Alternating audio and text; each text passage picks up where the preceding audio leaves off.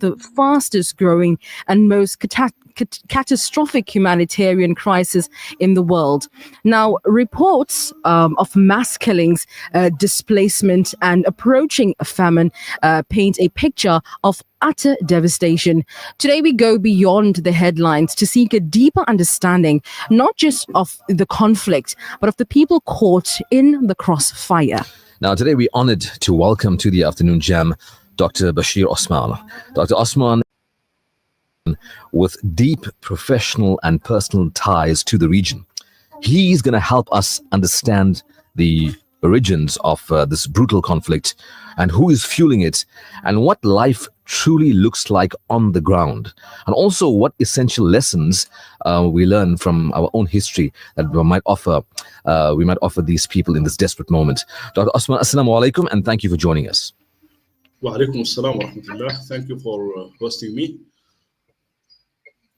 Absolute pleasure. Now, Doctor, for people who are only now learning about this, can you clearly explain when and why the fighting broke out?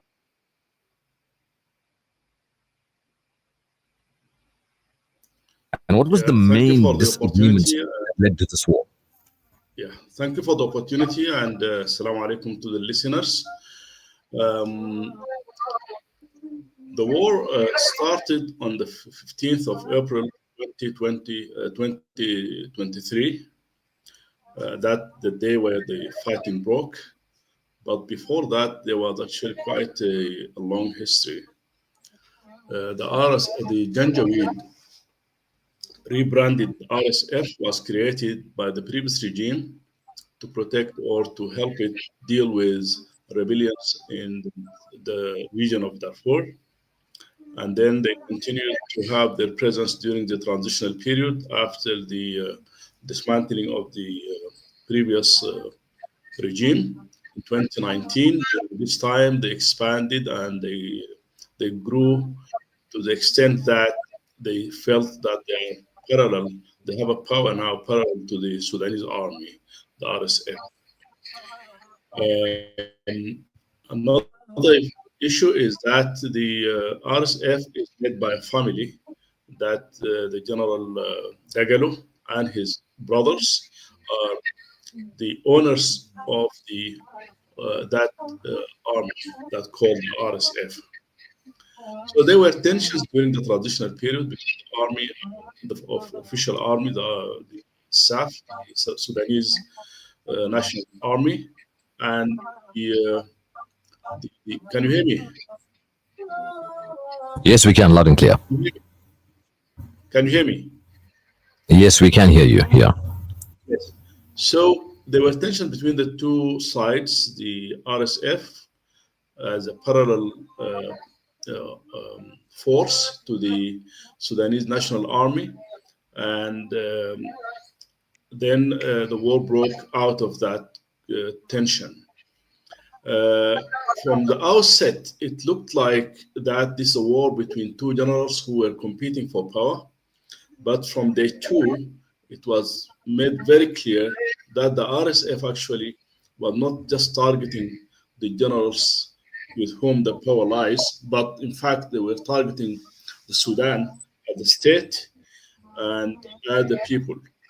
That was seen in the destruction of infrastructure. On day one, on day two, actually, they destroyed planes at the airport, civilian planes at the airport. They went on the rampage to loot and to destroy water stations, electricity stations, schools, universities, everything. And after that, they turned their hands to the civilians' private properties, where they destroyed homes, they looted, and they forced people to leave their homes seeking for safety. Atrocities like and killing were just part and parcel of the modus operandi of Al-Janjaweed. They were known for that since their inception, but now they just spread it. They spread that type of terror throughout the Sudan and wherever they wherever they reached in the country. Now, we all know that wars require massive resources. Who are the main external actors or countries that are reportedly providing weapons?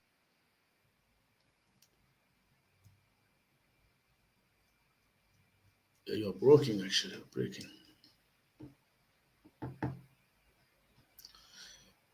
Yeah, I'm not sure if you still hear me, but that's correct. Actually, this type of massive war, in order for it to be sustained for now almost 3 years with the same vigor and the same supply of weapons, needed really very strong commitment and support from someone who has the means and the money and the motivation.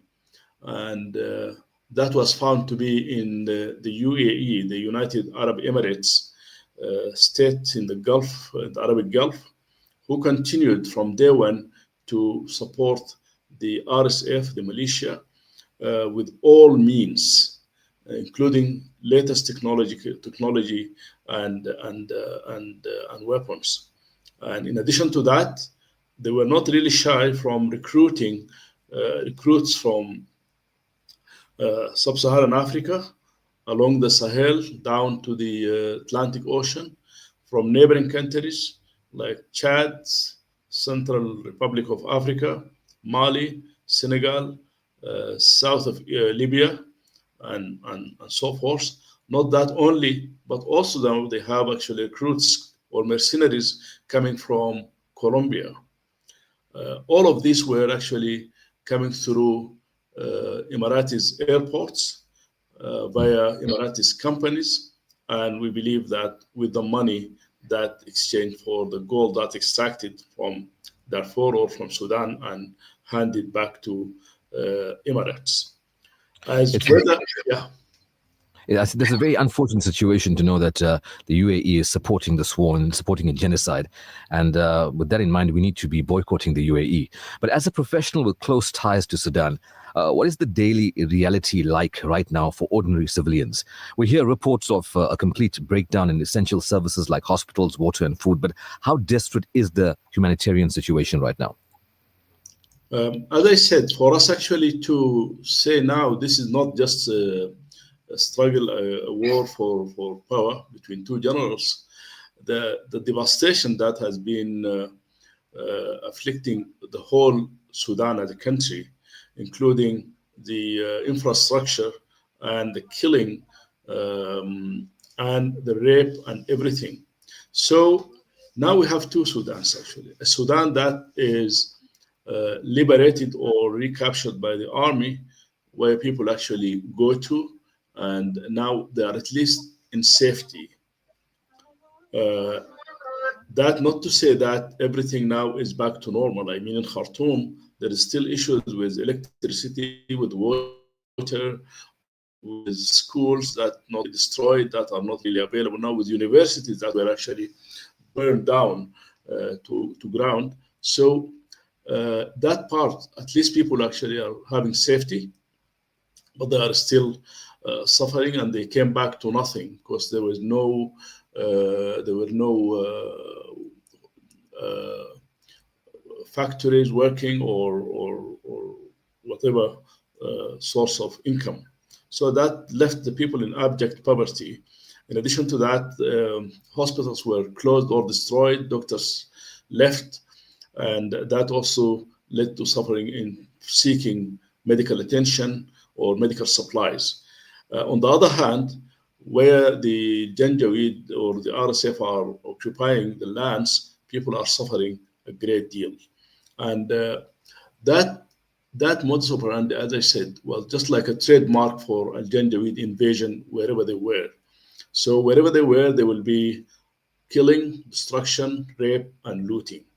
So now Sudanese who are living under the Janjaweed control actually are suffering as the same way as people who were at their mercy when they were in the vicinity where whoever was that.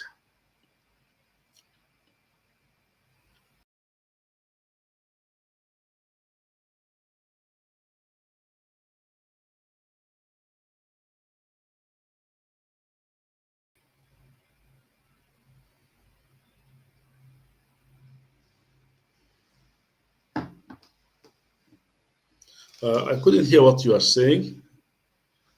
Can you repeat the question, please?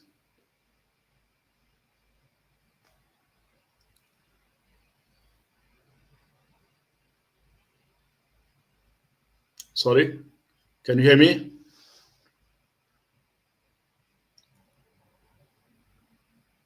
South Sudan who are being affected by this war.